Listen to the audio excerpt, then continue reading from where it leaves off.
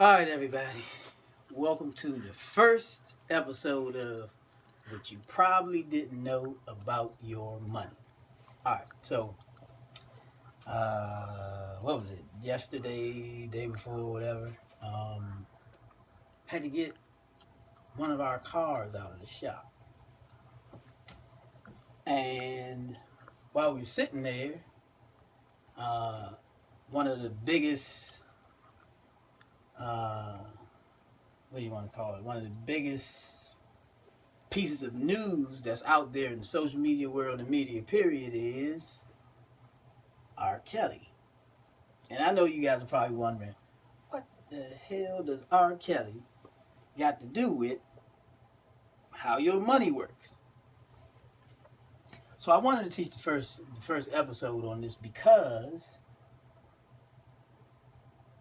what R. Kelly is going through, there's many of you out there going through the same thing. Now I don't mean that many of you are we know what he is. I'm not saying that everyone's pedophiles, but and might I add, I have not watched none of the shows about R. Kelly. I have not watched any of these videos. I think I maybe seen like just like something where somebody was making fun of R. Kelly because he was crying or something like that. But I have not watched any of the segments, any of the shows, any of the videos. But just so happened while I was in there paying to get the car out of the shop, all the guys was in there tuned to the television, and the television had R. Kelly crying, and he was like, and they were asking him why isn't he paying his child support, right? And he was crying. He was saying something about, well, I can't get no work, I can't make no money, and my wife is doing this, and because my wife got the whole world hating me, right? And it dawned on me that this is a man who has a supposed net worth of $150 million. This is a person that has written some of the what a lot of you like to say is some of the best music in history, right? He's written for all kinds of people. Why is he having a tough time paying child support? Uh, why is he having a tough time bailing himself out? Why is he crying about more work when the work he's done in the past should have created enough of an empire for him that he can afford to pay bail and child support? Well, the reason is simple. In fact, I'm going to take it a little further. This is the same reason that, what's the other guy? Jussie Smollett. Same reason why he is doing the things that he's doing. All of this because of a lack of money, right? I'm one of them people who I really believe that 90% of all people's problem is money. If we can fix that problem, right? If we can fix the problem where everybody has no money, right? Then I think that we will have more time to focus on the other things outside of money that plagues our lives, right? So today I'm going to teach something. And this is one of the reasons why the supposed famous, rich, and the poor are struggling. Okay? So, the first thing we're going to talk about is that I'm sure that most of you don't know, and this is a concept. This is actually Albert Einstein came up with it. So I don't want you guys to take my word for it and just think that I'm just teaching you guys something that I made up or that the company that I work with made up. So, I want you to Google this. The rule of 72. Okay? This is one reason why, especially my people, why we are so hurt when it comes to finances, okay? The rule of 72. Now, if you've Googled that already, and I'll give you guys time, remember, I don't want you to take my word for it. If you Google this, it'll tell you that they use this rule to tell you how long it takes for your money to double. Okay? All kinds of institutions use this rule. In fact, they use this rule for giving you credit. They use this rule for giving you interest on your money when it's being saved or invested, right? They use this rule when giving you a loan for a home, for a car, or a credit card. Okay? All right. So now, remember, again, how long it takes for your money to double. Okay? So most people, they save their money in a bank. Okay? Now, we're going to say, let's just say that we have someone who is 18 years old. Okay? We're going to start with a young person, right? Young person, say, not even in college, just working an everyday 9 to 5. Okay? So this person's 18 years old. Okay? And let's say, in fact, let me do this first. Let me set this up differently.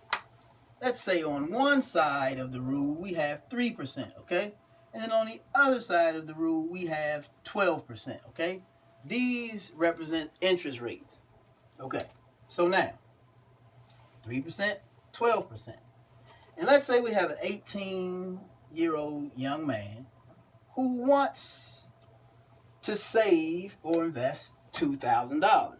Now, typically, because unfortunately our grandparents didn't know any better, they told us to save your money, stick it in the bank, and you'll be good. Stick it in a CD. Oh, get a savings bond, right?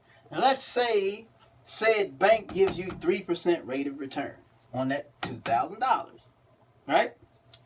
What would happen, the way you use the rule of 72 is you take 3 and you divide it into 72.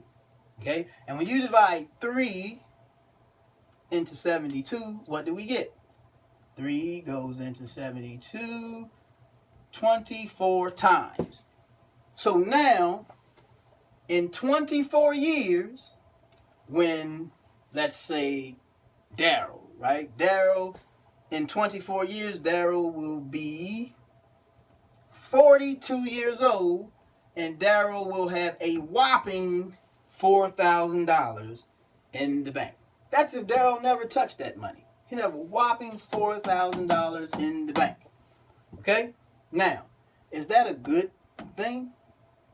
Is that a good thing? I think not. I don't think that Daryl has that many doubling periods in his years. In fact, we're going to go ahead and take a look at that. Let's say we add another 24 years to that, when Daryl will be 66 years old with only $8,000 in the bank. Now, based on the rate of inflation right now in this country is 3.1% inflation. So this 3% isn't even keeping up with that. In order to win the money game, you'd have to be over the 3%. And not just barely over the 3%. You'd have to be widely over the 3% to win in the money game. So, but let's look at what the bank did with Daryl's money that Daryl more than likely didn't know, just like most of you watching this don't know. Okay? All right, so now, remember, 18 years old, the bank takes Daryl's money and they invest Daryl's money. And Daryl might say, well, I didn't know they were investing my money. Well, that's because when you signed up for that account, you did not read everything. You didn't read the fine print. It told you that they were going to invest your money. They're going to put your money with everyone else's, and they're going to go to what's called the global economy, right? See, right now what's happening, you're using the bank as a middleman to do business, to make money that they aren't even going to give you, okay? All right, so anyway, if you take this 12 and you divide that 12 into 72, you get 6. So every 6 years, the money's doubling for the money's doubling for the bank instead of Daryl. So when Daryl is 24 years old, the bank will have made $4,000. And in 6 more years, when Daryl is 30 years old, the bank would have made $8,000. But before, the bank's already made $8,000, and he hasn't even reached 66 years old yet. All right, so look, another 6 years. Now, it doubles every year. It doubles every 6 years. So, the bank made $16,000. And in another 6 years, when Daryl's 42, the bank made $32,000. Okay? So now, if we were to keep going, Daryl would be pretty upset. Right? In fact, Let's keep going. In 6 more years, Daryl will be 48 with $64,000. And in 6 more years, Daryl will be 54 with $128,000. And if we were to keep going, okay, we're running out of space, but you all get the picture. So, this is how can you all win the money game if you don't know the rule? If nobody's teaching you this, how can you win the money game? You want to know what's crazier, right? Because now that you guys have seen that, I can erase some of this because I want to write something else up here, right? And I do want to keep the 12 up here, just so you guys can remember that we're working with 3 and 12. Now watch this. Here's what's crazy. You don't have to take my word for it. I want you to, if you're with a credit union or a bank, I want you to Google whatever that bank is, right? I can tell you right now that, Navy Federal Credit Union is giving you 0.5%, a 0.5% on your money. So if you divide a 0.5% into 72, you get 144 years before that same $2,000 doubles to. How many of you gonna live to be 144 years old? I have yet to see it. Now I've heard about people, becoming 200 and something years old. I've read in the Bible people reaching 900 and something years old. I've never seen it. You'll never see that money. You'll never see that money double.